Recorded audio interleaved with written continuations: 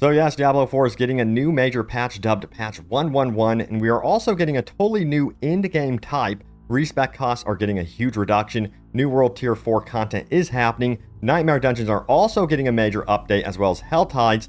Leveling 50 through 100 is getting a buff. Mob density is being increased. The Sorcerer and Barbarian are both getting some much needed love.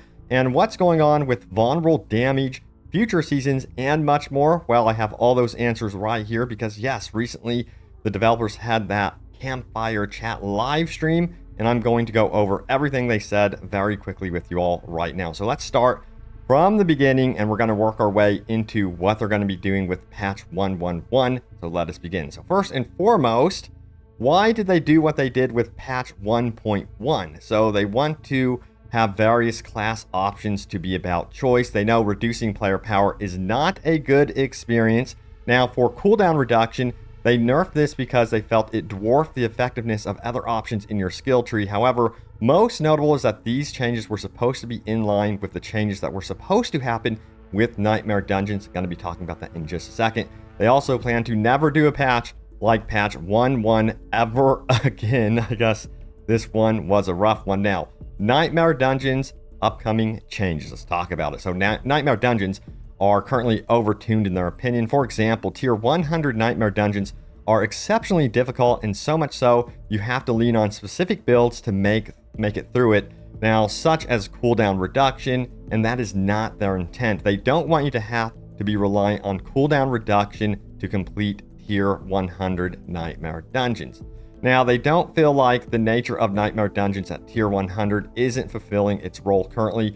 They're going to be making a reduction in difficulty in Nightmare Dungeons overall, but don't panic. This doesn't mean the game is going to become super easy. They want Nightmare Dungeon level 70 difficulty to be really what you'd expect from tier 100, for example. Nightmare Dungeon changes will be happening today also in a hotfix, so look out for that.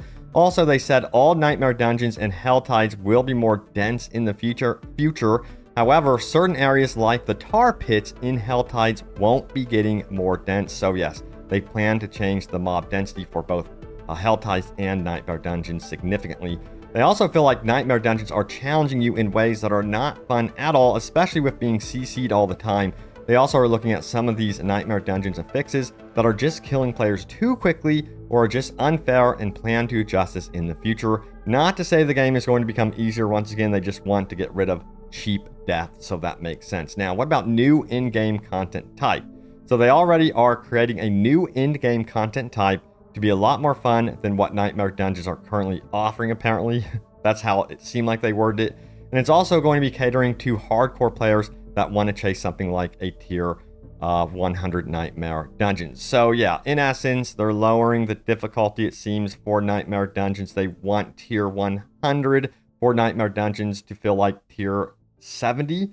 So let me know if that bothers you or not. Now, in place of, I guess, Nightmare Dungeon tier 100, they're going to be offering this new chase experience, this new in-game content type. What that is, they didn't go into details whatsoever, but they're currently working on it. It's underway, that development. Now, furthermore, we have leaderboards, which is going to be tying into a lot of this new content. They say they don't think that tying leaderboards directly into Nightmare Dungeons is going to be their plan. Instead, they want to create content directly tied to leaderboards. So this is going to be unique content for leaderboards. That makes sense to me. Let me know if that bothers you or not.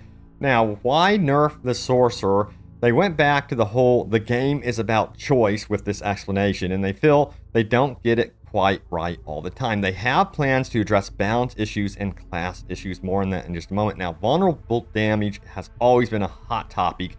For vulnerable damage is far more potent than they actually want it to be across the game. They don't want vulnerable damage to be a must-take stat, so they need to bring things back in line, and it's complicated. So they need to adjust critical strike damage and overpower damage to balance out vulnerable damage as well. They also want to adjust damage multiplicative versus additive damage. So hey, I'm so glad they mentioned that, because that, I think, is one of the core issues. Let's keep on scrolling down, shall we? So mission statement for their live service game.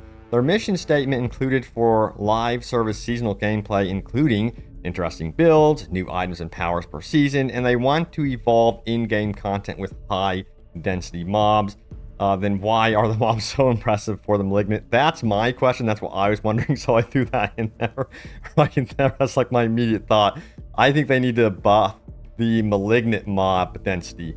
Now, on nerfing builds, they can't nerf builds without providing meaningful alternatives. If they essentially take away toys, they want to introduce new toys that are equally as exciting as they described it. They still want builds to be overpowered. I don't like the idea of them being like, oh, if we take away something, here's this. I don't agree with that whatsoever. I think that's a bad way of looking at it.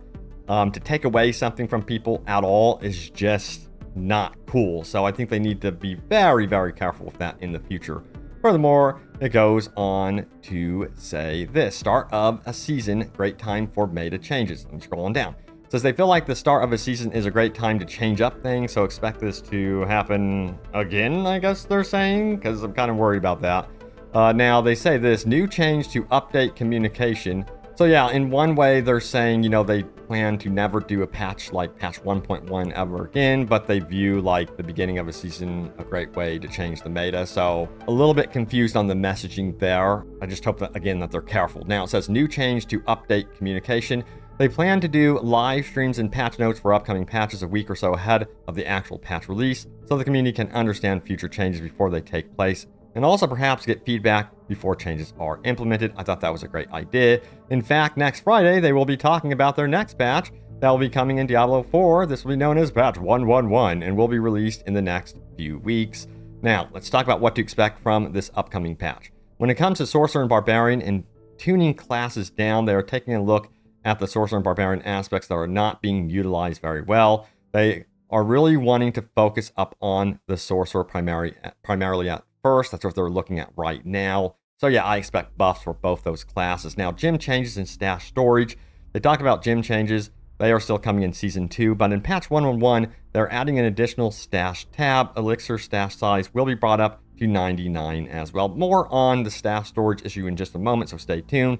Now, respec cost reduction. This is a big one. They plan to reduce respec costs down to 40% as well. Nice. I think a lot of people will be happy about that one.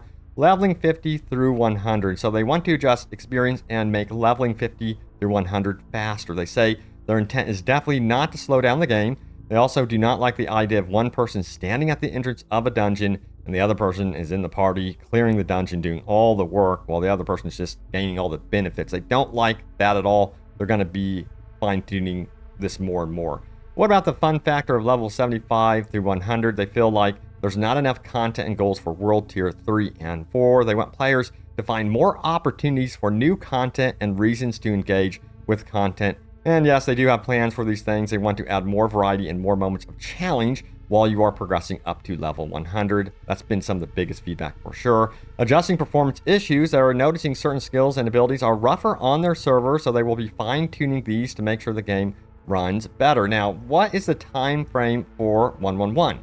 The release of Update 111 is much sooner than mid-Season 1, and they can't be very specific on the release date just yet, as they don't want to upset anyone, but it is going to be happening before the mid-season of this season. Now, Uber Uniques, what's going on with them? They don't want players to feel like Uber Uniques are mandatory. They want for super Uber Uniques to be very rare still, but they also want in future seasons for players to get more chances to get their hands on Uber Uniques. The current drop rates won't be forever for Uber Uniques, and they might want to actually adjust those to make them a little bit more common, but again, overall, it seems like they want them to be rare. Now, what about crowd control issues at higher difficulties? They want the tools you have for crowd control to be better in the future, and they will be adjusting crowd control overall. So I can't wait for that one. That's been the most annoying thing. Now, what about loadouts? The UI team is very excited about loadouts, but they're actively talking about this feature in the future, but no time frame yet. And they were asked, what are your plans to adjust loot drops and target farming? They want to reduce the difficulty of comparing the items by introducing new filters. They also want to improve the sense of progression in the ancestral tier. For target farming, they have plans in Season 2 to have content that you can target farm as well. And they didn't really expand on that too much for like things like the Eternal Realm, which I think they should have. Now, it says, what about armor and survivability? They definitely will be adjusting this, but we'll be talking more about it in Update 111. they're finding that there are specific creatures that are just killing players far too often, which is not their intent. So they want to adjust those cheap kills, cheap deaths, I should say. Can we change the codex in such a way that we can upgrade the values with legendary items? We have discovered this can reduce the burden on the stash that was asked in the stream. They're talking about ways to address this issue. Yes, adding more stash tabs can help, but they want to go beyond this and more. So yes, hopefully they can really fine-tune this. And I think it's such a great idea to be able to upgrade the existing codex items for sure. Now, furthermore, let's scroll on down here. It says, has the team considered how certain nerfs and extremely impactful to certain classes and builds? They are aware of this, but when they make changes like this moving forward, when they nerf something, they want to offer something in its place and make sure you are giving a lot of options all at once. Again, I don't know if I agree with that or not. Like, if you have a certain build and you love what you're doing and you have weapons that are specifically designed for that build and you take that away from players at all, that is deeply concerning. So they have got to be cautious about this type of thinking going forward, or people will just leave the game. Now it says, why did you increase cast time on leaving dungeons and essentially slow down the game? They had more of a non-answer on this one, but said they added the reset dungeon button back in. So yeah, their answer, I don't think made people very happy. It was just very much of a non-answer, beat around the bush. Now, Season 1 updates in future seasons. They plan to update Malignant Hearts and buff some of them. They're looking on how to inject more legendaries and aspects into each season beyond what we currently have with Season 1. They also want to rework some legendaries and aspects to make them more meaningful to build. So instead of focusing on new legendaries and aspects, they also want to revisit existing ones, which could be actually pretty cool. What's your plan for resistances in the future, they were asked. A rework of resistances will be happening in Season 2. Can the campaign bosses be added to dungeons? Great question. All they said with this one is they believe there can be more opportunities to fight campaign bosses in the future, but that's all they would say about that one. And then they want more ways to craft and modify gear. They're looking for new ways for players to do more with their gear and items in the future. And Druid Companions, this was interesting. They have plans to explore the Druid Companions a bit more on par with what we are seeing with the Necromancer and the minions there. So yeah, some potentially cool stuff going to be happening in the future for Druid Companions. But what about better loot table for goblins? It says Diablo 3 had like 14 different types of goblins, so they think there's lots of room for there to be improvement here and more fun types of goblins in the future. Overall, yes, they want the loot to be more exciting from goblins, so this will be updated and adjusted, and that's all they had to say. Remember, we are going to be getting that update 111 live stream next Friday very soon, and that update will be dropping before we hit mid-season of Season 1. So hey, that's great news. But there it is, the latest happenings around Diablo 4. Thank you all so much for watching. Stay tuned here for more, and I will see you all next time. Take care.